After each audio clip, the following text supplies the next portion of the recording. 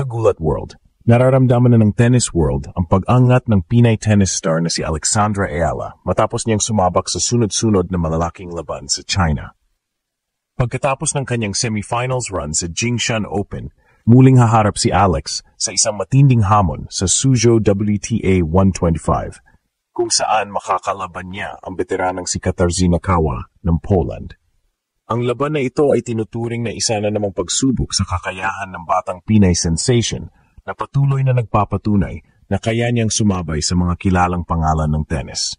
Sa kabila ng pagkakaiba nila sa edad at karanasan, malinaw na ang kumpiyansa at porma ni Alex ay nagdadala sa kanya papalapit sa mas mataas na antas ng kompetisyon. Si Katarzyna Kawa, na 31-year-old, ay may mas malawak na karanasan sa pro circuit at dati nang nakapasok sa top 120 ng WTA rankings, samantalang si Alex, na 99 pa lamang, ay unti-unting umaakyat sa world rankings matapos ang kanyang mga panalo sa Asia.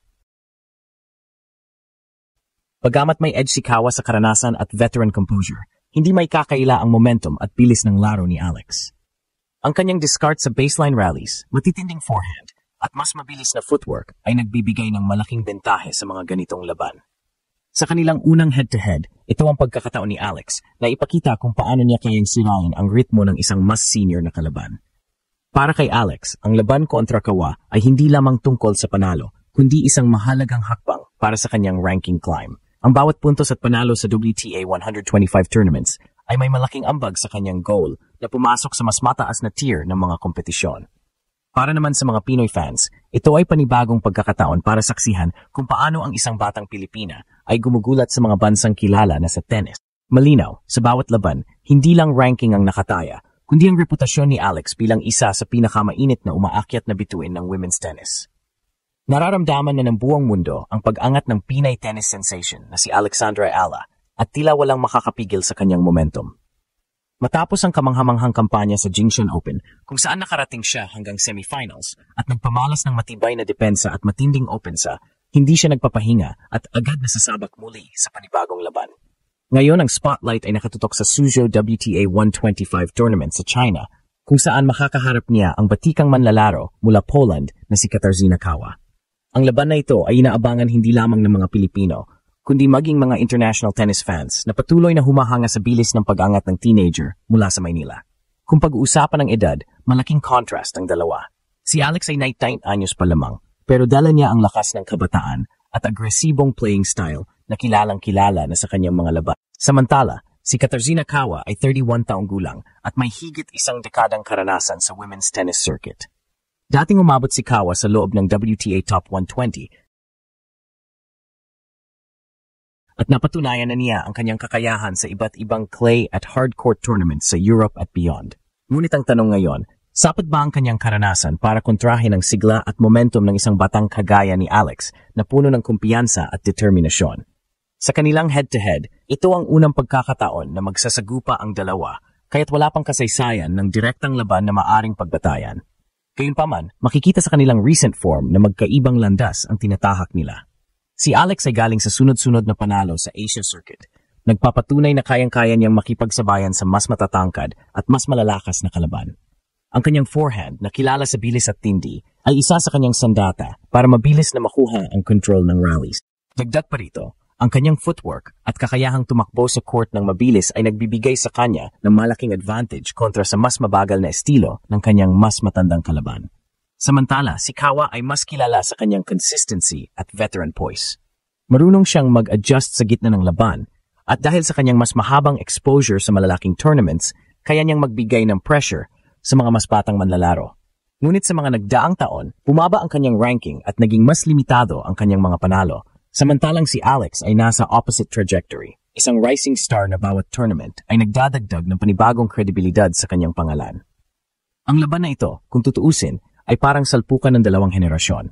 Ang veteranong manlalaro na naisipakita na may ibubuga pa kontra sa batang baguhan na sabik patunayan na siya ang bagong mukha ng women's tennis. Para kay Alex, napakalaking oportunidad ng laban na ito. Hindi lamang ito tungkol sa pagkapanalo, kundi tungkol sa momentum para sa kanyang target na makapasok sa mas mataas na antas ng WTA rankings. Ang bawat panalo sa Suzhou ay may katumbas na puntos na magtutulak sa kanya pataas sa global standings. At higit pa riyan, bawat panalo ay patunay na kaya ng isang Pilipina nagulatin ang mundo ng tennis at ipakita na hindi malabo ang pangarap na isang araw ay makapasok siya sa top 50 o marahil sa top 10 sa hinaharap. Sa laban kontra Kawa, malinaw, hindi lang ito simpleng match, kundi isang deklarasyon ng kanyang ambisyon. Kung babalikan ang pinagmulan ng kanilang karera, malinaw ang malaking pagkaiba ng landas ni Alexandra Ayala at Katarzyna Kawa. Si Alex ay produkto ng Rafael Nadal Academy sa Spain, kung saan siya nahubog hindi lamang sa technical na aspeto ng tennis, kundi pati sa disiplina at mental toughness na kinakailangan upang makipagsabayan sa pinakamahusay. Sa murang edad, napatunayan na niya ang kanyang potensyal ng maging kauna-unahang Filipina na manalo ng Grand Slam Junior Doubles titles at makapasok sa mga prestihiyosong pro tournaments. Sa kabilang banda, si Kawa naman ay dumaan sa mas tradisyonal na ruta, nagsimula sa mga ITF events sa Europe, umakyat ng unti-unti sa rankings at nakaranas ng peak ranking sa loob ng WTA Top 120. Ngunit kaya ng maraming veterano, dumaan siya sa injuries, fluctuations sa performance, at mga panahong bumagal ang kanyang laro. Dito pumapasok ang mahalagang tanong, kaninong trajectory ang mananaig sa kanilang salpukan? Ang youthful hunger at explosiveness ni Alex o ang veteran steadiness at composure ni Kawa? Kung susuriin ang kanilang playing styles, makikita na kay Alex ang aggressiveness na kadalasan ay nakaka-outplay ng mga mas matatandang kalaban.